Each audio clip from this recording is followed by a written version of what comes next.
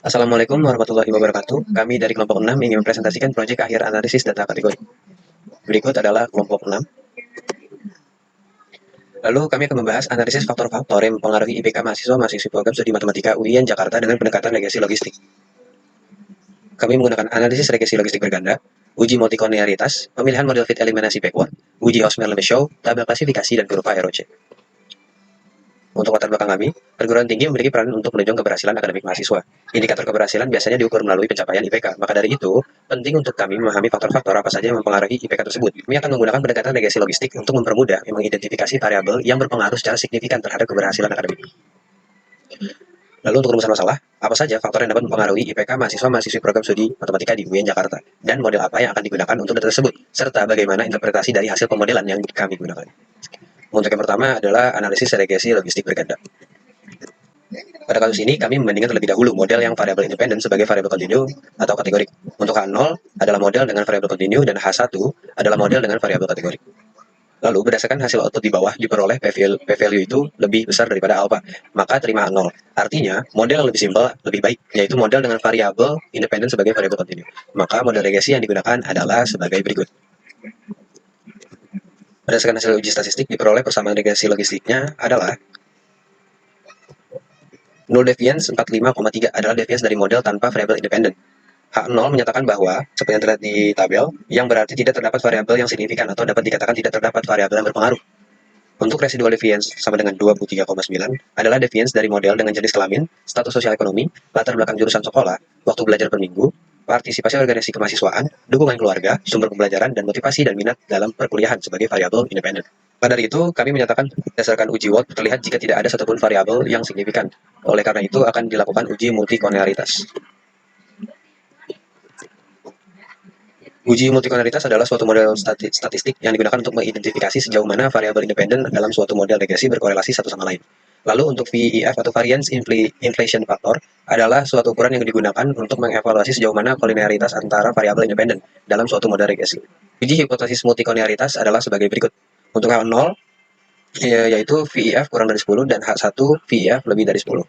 Berdasarkan dari perhitungan kami, didapat bahwa nilai VIF itu kurang dari 10, maka hipotesis H0 gagal ditolak.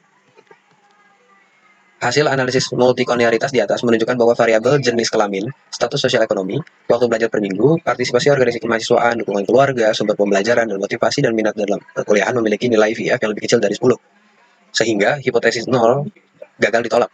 Oleh karena itu, dapat disimpulkan bahwa tidak terdapat masalah kolinearitas yang signifikan dalam model regresi logistik. Hasil analisis multikolinearitas di atas menunjukkan bahwa variabel independen memiliki nilai VF yang lebih kecil dari 10, sehingga hipotesis 0 gagal ditolak. Oleh karena itu, dapat disimpulkan bahwa tidak terdapat masalah kolinearitas yang signifikan dalam model regresi logistik. Selanjutnya, pemilihan model fit dengan eliminasi backward. Dari model regresi logistik yang kita punya, masih terdapat beberapa variabel yang tidak signifikan. Oleh karena itu, akan dilakukan eliminasi backward dengan memanfaatkan perintah step DR terhadap model logistik 2.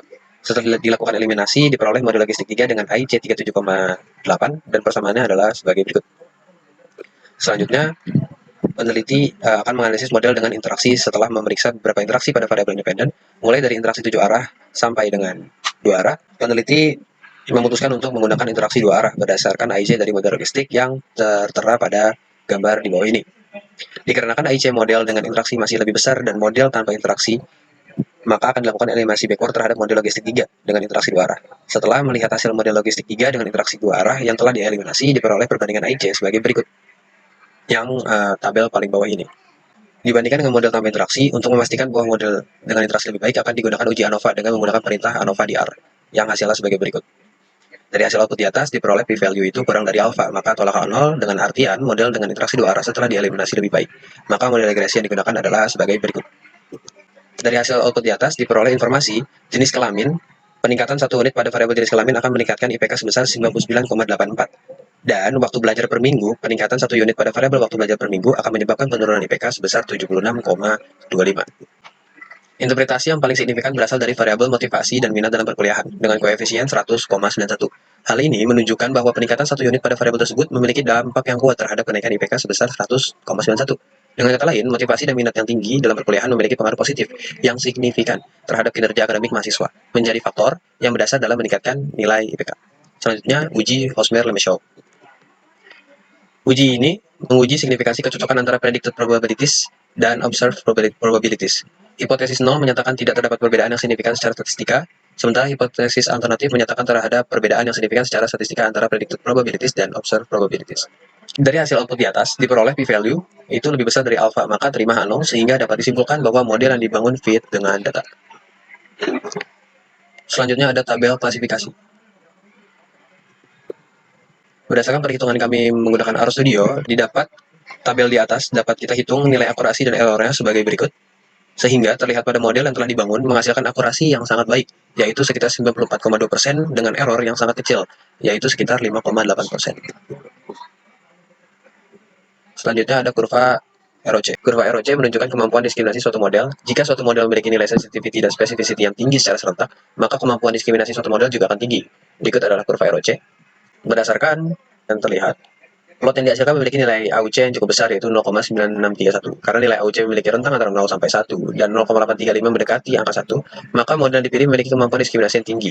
Pada nilai threshold tertentu, sensitivitas model mencapai sekitar 79%, menunjukkan kemampuannya untuk mengidentifikasi sebagian besar kasus positif dengan benar. Sementara, spesifisitasnya mencapai 100%, menunjukkan kemampuan model untuk secara akurat mengklasifikasikan sebagian besar kasus negatif.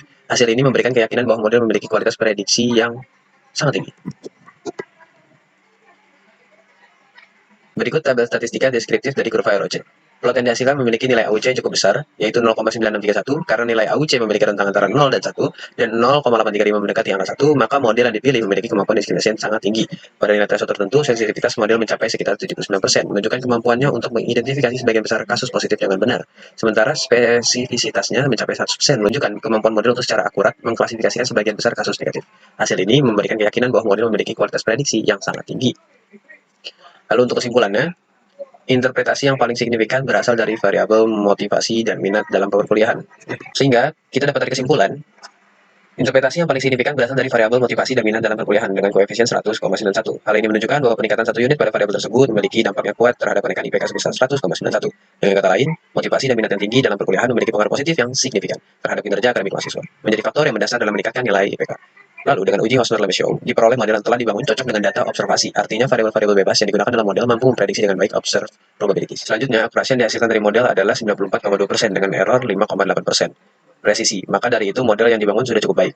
Lalu, faktor-faktor yang secara signifikan mempengaruhi IPK mahasiswa matematika UGM Syarif Hidayatullah Jakarta adalah jenis kelamin, waktu belajar per minggu, motivasi dan minat dalam pembelajaran, serta partisipasi dari organisasi kemahasiswaan. Berikut adalah referensi yang kami gunakan. Cukup sekian presentasi dari kelompok 6, kurang lebihnya mohon maaf. Wassalamualaikum warahmatullahi wabarakatuh.